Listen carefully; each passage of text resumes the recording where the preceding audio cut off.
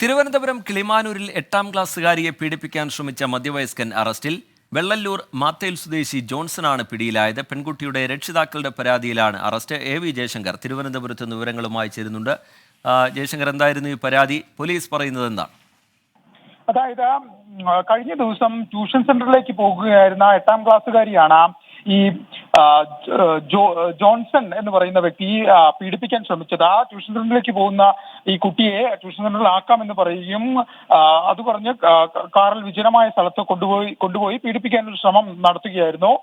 തുടർന്ന് പെൺകുട്ടി ഇതിനെ പ്രതിരോധിക്കുകയും ഒച്ച വയ്ക്കുകയും ചെയ്തു. പിന്നാലെ നാട്ടുകാർ ഓടിയതോടുകൂടി പ്രതി രക്ഷപ്പെടുകയായിരുന്നു. പിന്നാലെയാണ് രക്ഷിതാക്കൾ സംഭവം കാണിച്ച കിളിമാനൂർ പോലീസിൽ പരാതി നൽകിയത്. തുടർന്ന് ഈ പരാതിയുടെ അടിസ്ഥാനത്തിലാണ് നിലവിൽ ഈ പ്രതിയെ പോലീസ് അറസ്റ്റ് ചെയ്തത്. നിലവിൽ ഇയാളെ കോടതിയിൽ ഹാജരാക്കി റിമാൻഡ് ചെയ്തിട്ടുണ്ട്.